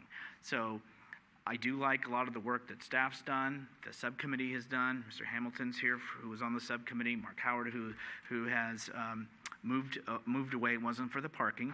He retired. But I think those are some of my things. The only thing, too, about waiting 2 years. So if the same neighborhood goes through this process and it doesn't happen, and then they have to wait 2 full years, somehow that seems a lot to me. I don't know that a year may be more reasonable. Maybe things change. People go, you know what? I'm kind of sorry I didn't do that. And I think that's just my suggestion. I'm suggesting making it 1 year instead of the 2 personally. Also, as far as having the window, I think we're good at that. As far as when there's a new stop sign, it's kind of you get a heads up. You got to start stopping. But eventually, when you roll through that, then you need to get a ticket. And I think if we start to have, I don't know, you used a word, to have a forgiveness for a time, I think we're backing off what we were supposed to be doing, which is trying to make a difference in the neighborhood, having strict rules. Everybody understands them and knows them, because you're going to say, well, that's your first time, and this is my first time, and that's your first time. And I think really we just need to have consistency, because I can't believe we'd want our police department, who's got to try to figure this out, to try to keep tabs on, is this your first time it happening? So on that. But there's flexibility on weekends. There's flexibility on the way the inventory is, which I think is important. I've already made comments about the visitor parking and on the 1 year versus 2. So those were some of my comments, and a lot of the questions did get answered from folks. Please. Yes, may I? Please. Okay, thank you. So just to go back to the visitor guest parking, that is basically self-regulating, because if you own the house, you have to go purchase the ticket or the permit. It can't be somebody driving around parking a car and saying, oh, you know, I'm only here for 5 days or whatever. That the person who owns the house has to buy the ticket or buy the permit for that person. So it's your neighbor doing it. So I don't see people who agree to this kind of parking permit program abusing that so extensively that it adds a problem. I have 3 children. We have 2 cars. Our garage is too small. We made a parking pad so my driveway holds 2 cars, and then 2 park in the street very closely within our property lines. But when the 3rd one comes home, that's 1 more car. And you know, if you have to buy that person a ticket once a month or 2 times a month, that's fine. We're willing to do that. But I would think everybody in a neighborhood would understand and would be willing to. Or if they don't understand, they actually have to do it anyway. So I think it should be the $5 per day and $50 per week. I guess what I'm saying is we can't really compare it to Uber dropping, you know, somebody leaving their car and Uber picking them up and going to the airport to not pay the parking fees at the airport garage or something, because the person who owns the house has to buy the permit. So that's just the clarification I want to make. And I think $50 per week is reasonable. I want to talk a little bit about the education program. I think 90 days is way too generous. I think 60 days is just fine. You guys can jump in on that one. I thought we don't sweep Huntington on the east side. We only sweep the west side. We don't sweep the east side, no. We don't sweep it at all. Maybe that's something we should absolutely do. That's one. Somebody talked about trailers and boats. Years and years ago, before even I was on the council, there was a big uproar. The council wanted to ban trailers, boat trailers and RV trailers that were over a certain length. There was a huge uproar. There was recall. There was all sorts of things happen because the council dared to try to change things. That's been quite a few years now. I think we can absolutely look at that again and see if we can ban boats with trailers and RVs over a certain length. And that's all I want to say.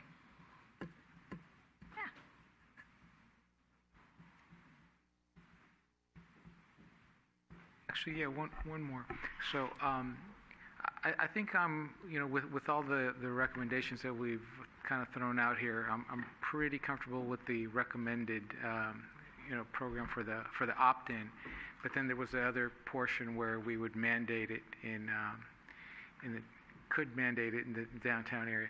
And on that portion of it, I'm wondering, is there an opportunity to create some sort of a impact district that would require the businesses to contribute to funding the program for areas where we impose it rather than it comes from the residents?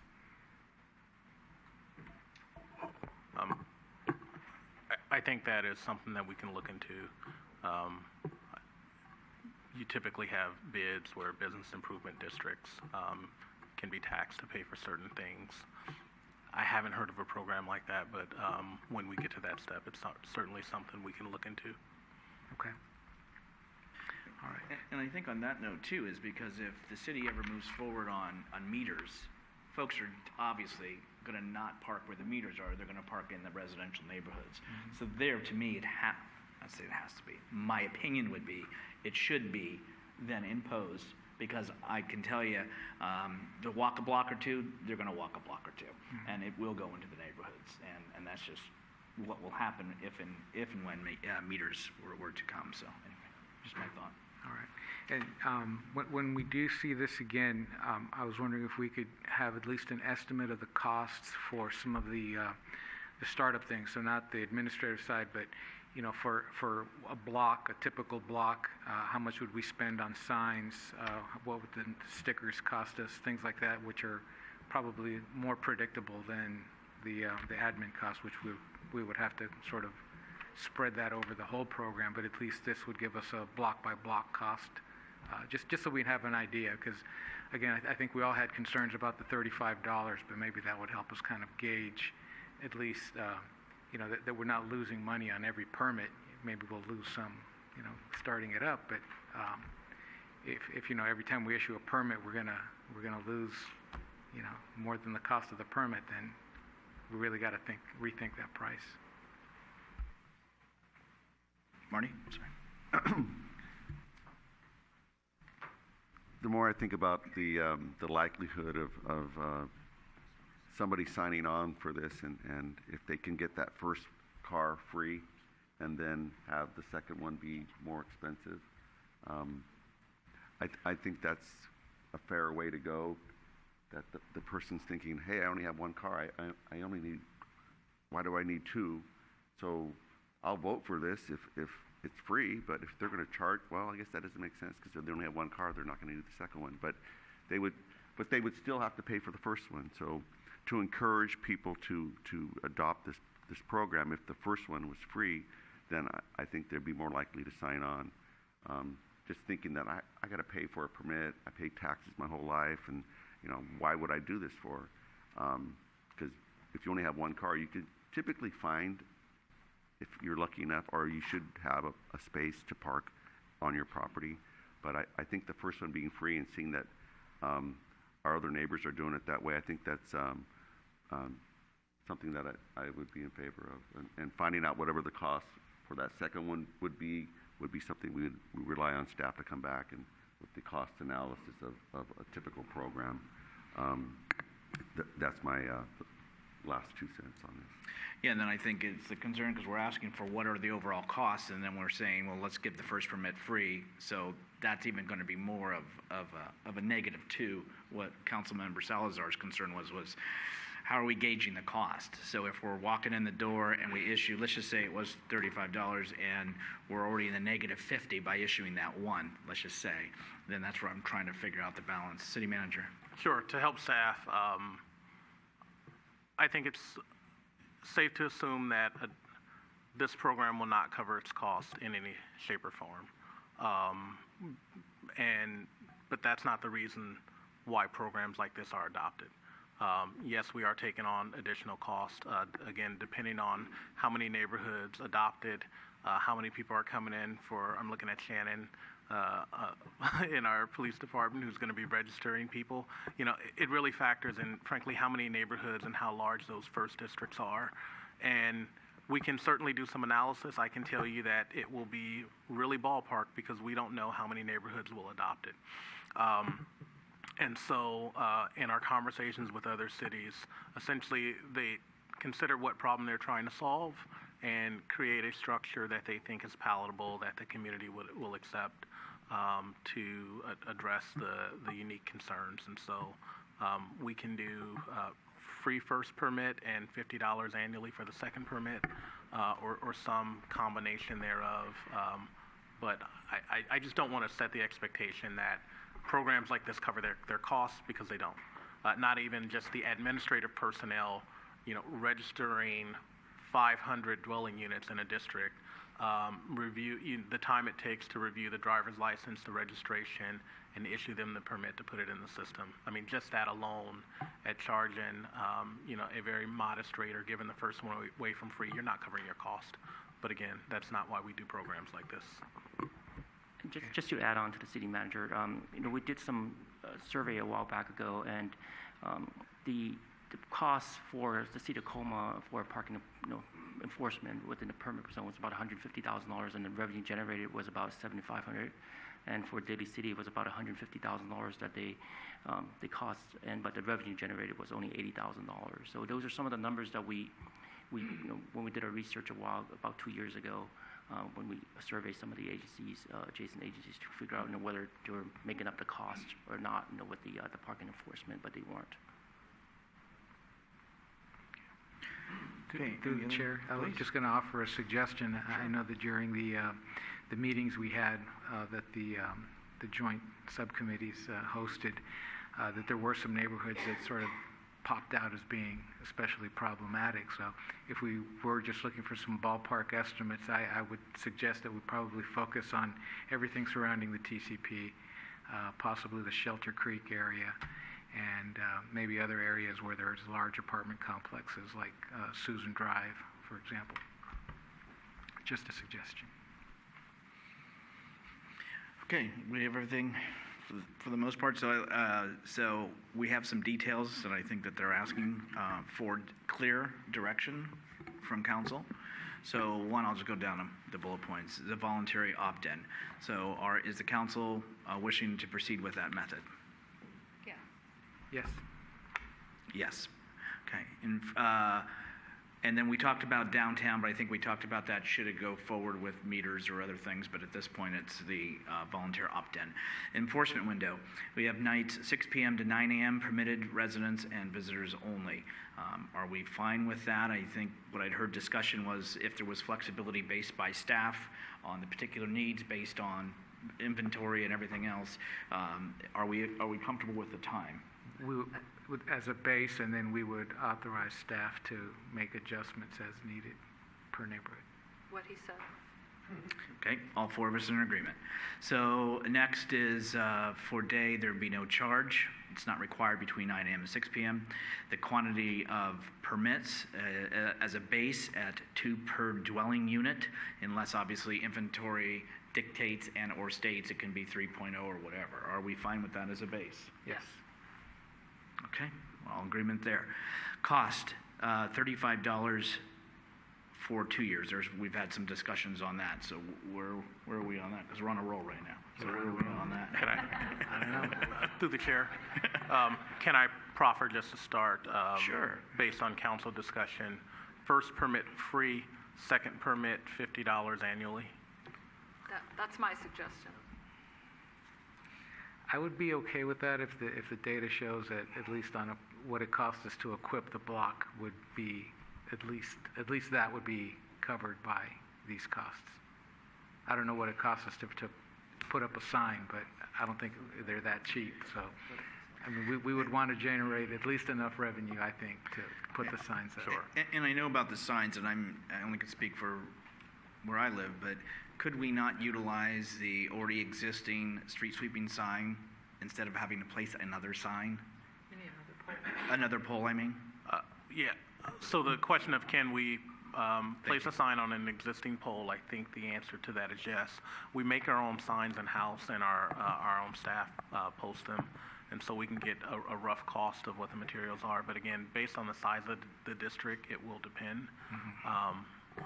And we a can typical provide. block would be good enough. Okay. Sure. Just want to get an idea. Okay, so with that said, though, obviously they don't have you don't have the data. Yeah.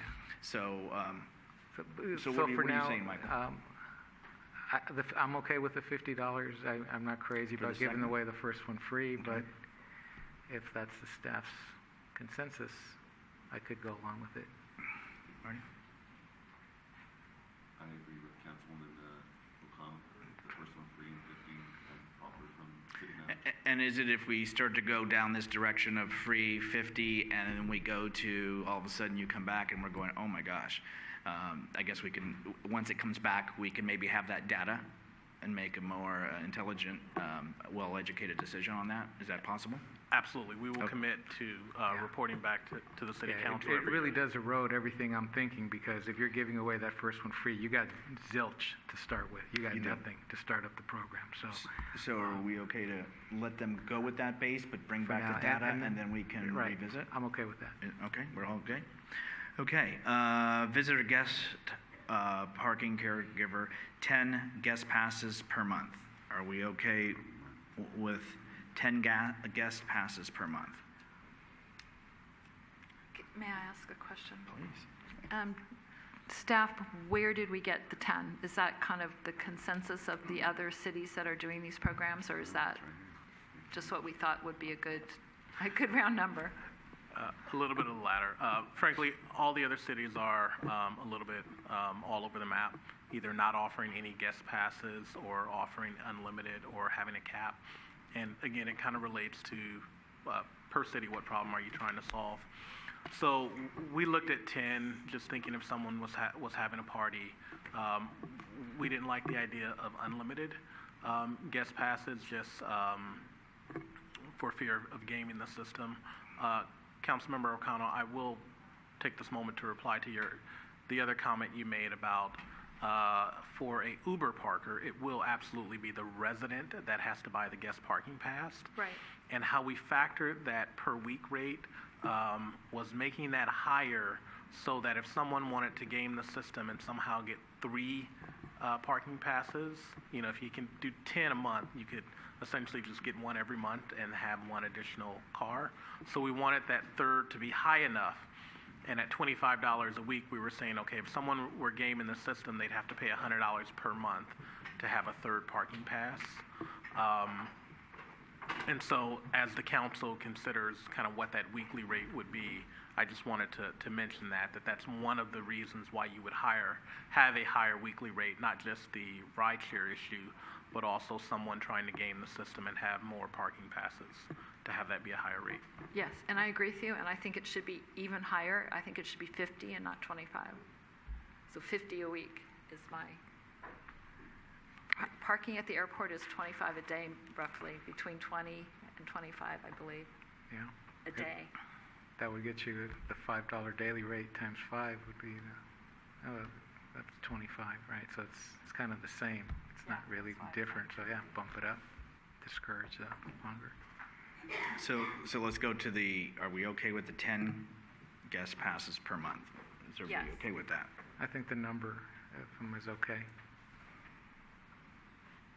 That's way higher than everyone else, and you're having a lot of parties if you're having 10 passes. I mean, Uber isn't always bad. If you're having a party, I remember when I was younger, we're going to San Francisco, you're going to a party, you don't drive, you take Uber, you take BART. That's 120 passes a month. I mean, that's a lot. No, a year. Council member, sorry. it's 10 passes per month. Right. So one party and you in a invite year, 10 people. and all the holidays are already free, right? We don't enforce holidays, so you can bring your family over and they can do whatever they want. But it seems it's a little excessive in my view. That I think a lot of people now in some neighborhoods, they don't leave their houses for coming over to dinner because they don't want to lose their spot. I mean, that's a fact. There's some people that do that. So if Redwood City allows 10 per year, I mean, we're way high. And the highest here is in Colma at 15 per year. In the worst impacted neighborhoods, there's no parking anyway, and even when you start limiting it, there's still not going to be any parking. So I don't know that people would buy 10, because where would they go? I mean, you can buy them, but there's nowhere to go. So I don't know that people are going to be chomping at the bit to buy a daily pass if there's nowhere to, you're going to tell your friends, I paid $5 for you to park here, but there's nowhere for you to park. So I don't know. I don't see it as being a huge problem, but maybe we could start it off with fewer and then grow if there's public outcry for more permits, more guest permits. So I've got a 10, I've got a fewer, I've got a fewer. Anywhere? May I? Irene? 5? Oh, I'm just, Councilmember Medina, do you have you say fewer than 10, do you have a number that you want to throw out there? I have trouble with those kind of questions. No, in all seriousness, 10, I would say 5, maybe 5 guest passes per month.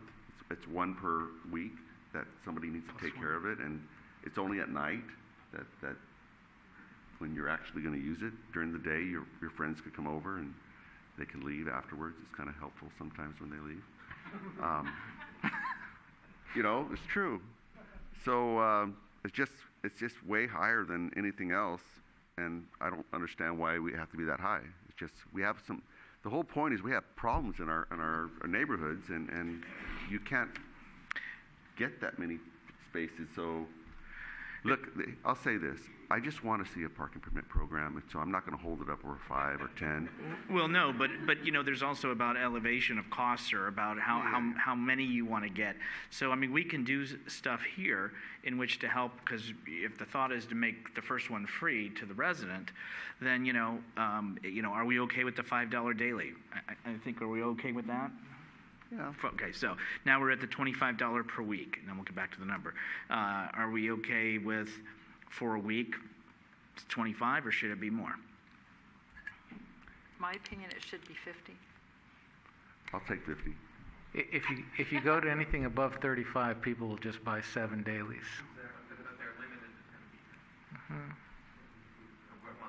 Yeah, you use them up faster. I don't know.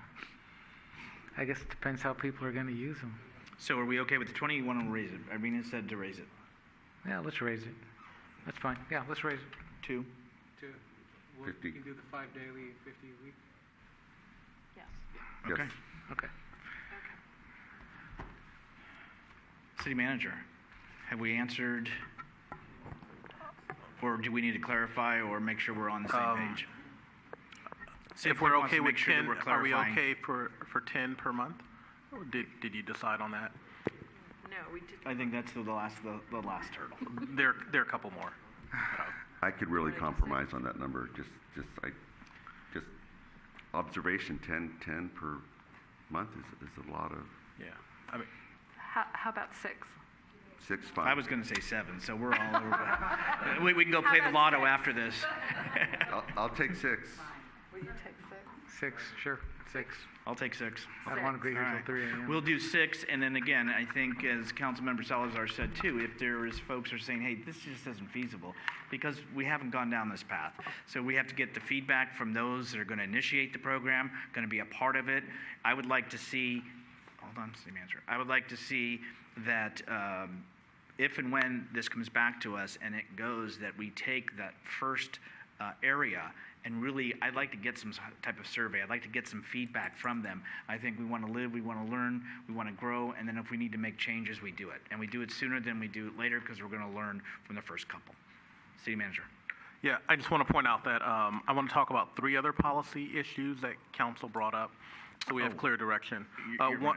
One was if a neighborhood is denied, they have to wait 2 years. I heard from council 2 years is too long. I'll start. And I I'd like heard to see 1 that year. at 1. I concur. Okay, done. Next. Okay. The next one was amnesty for the first ticket.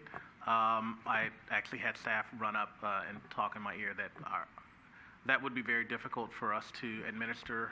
Our appeals software doesn't talk, and it would be a fairly onerous thing to administer, and so we wanted to proffer having a warning period similar to what we did for our wrong-way vehicle parking and sidewalk parking. I'm no on amnesty. And no on it. Okay. I mean, council. I withdraw that, so I'm good. We okay? Okay. Keep on moving All right, forward. and so we would look to have roughly once a neighborhood is adopted, like a 90-day period that will allow time for people to come in. It will allow time for us to mail notices, and I think we're planning on at least 2 or 3 mailings to the neighborhood.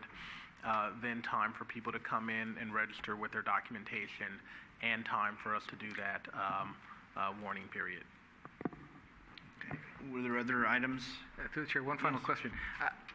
I think staff mentioned that the permit costs would eventually end up in our, what do we call it, our fee schedule.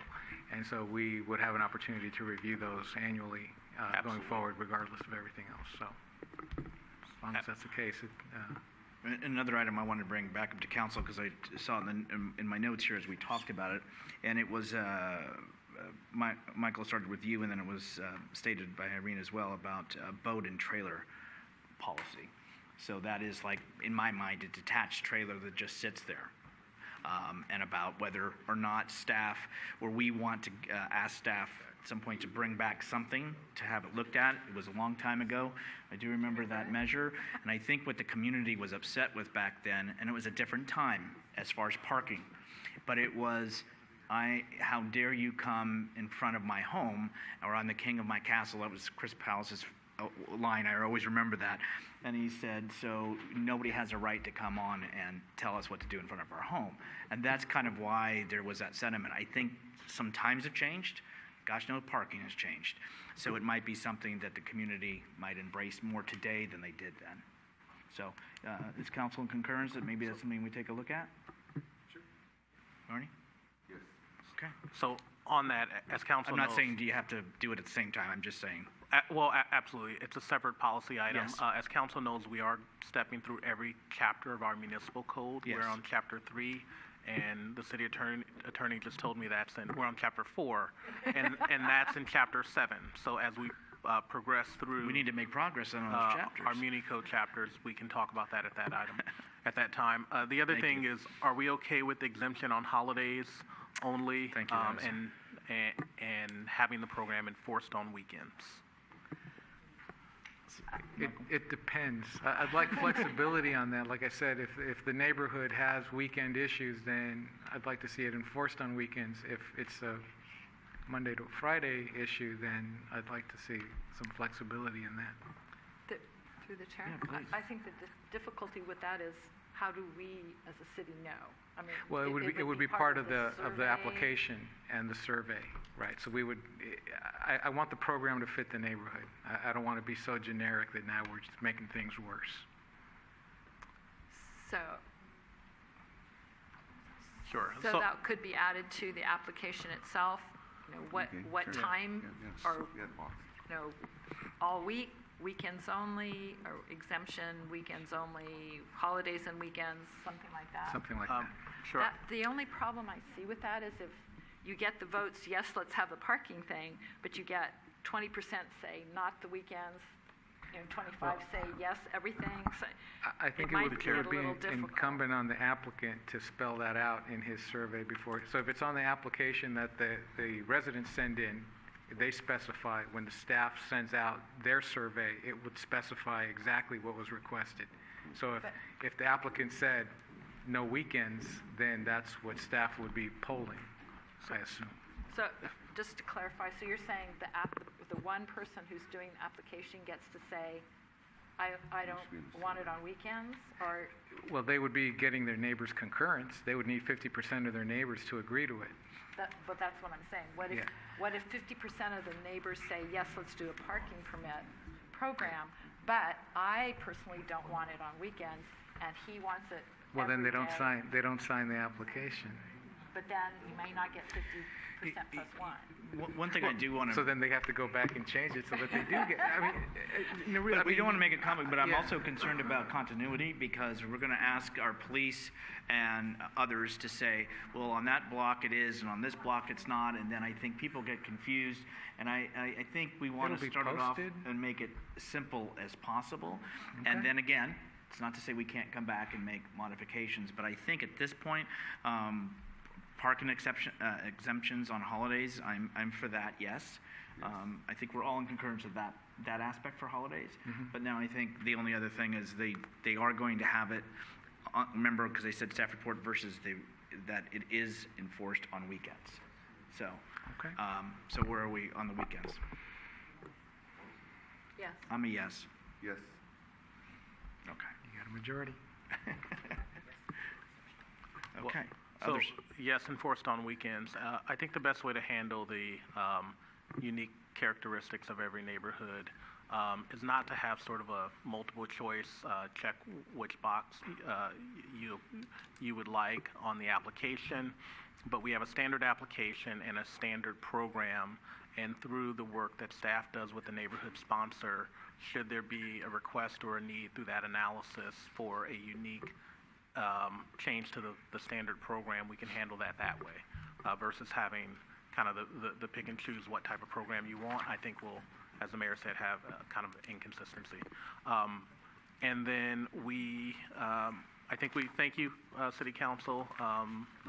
We've have clear direction, and we have enough to prepare to bring this back to the City Council, not at the next meeting on July 23rd, but at the meeting after that, so August 27th.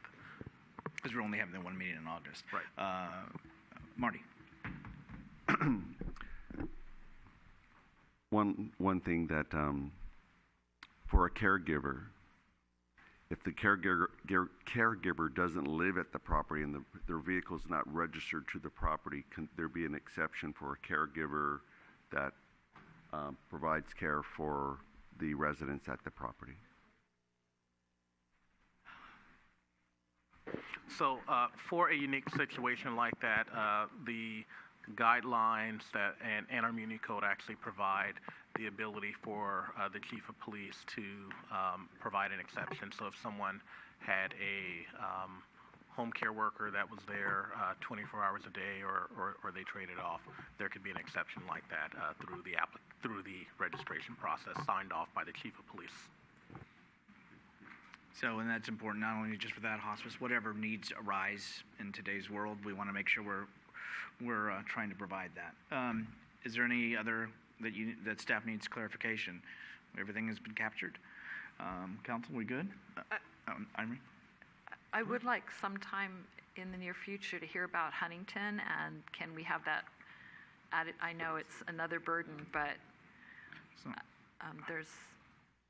and I know we'd have to post it, and I know all those things, but can we get a report back sometime about what that impact would be if we included that in the street sweeping? I Council think concurs, absolutely. And I think it should be, because obviously it's on one side of the street and it's not on the other. It just doesn't, so it's not consistent. So, and I understand that's way before when you were here, and I understand that's also when the train station was there, and that's been a while ago. And so I think it's, if we're all concurrence on that, Michael? Marty? Yeah, at least something back Yep. to tell us about it. Yeah, please. Okay. Will do. Okay. Anything else, Council? Okay. Well, everyone, thank you for being here, and it's 8 o'clock, and we're still in the same day. So, thank you to staff, thank you to police, thank you to all for being here. We'll go ahead and adjourn to the next regular City Council meeting, which will be held right here on June 23rd at 7 o'clock.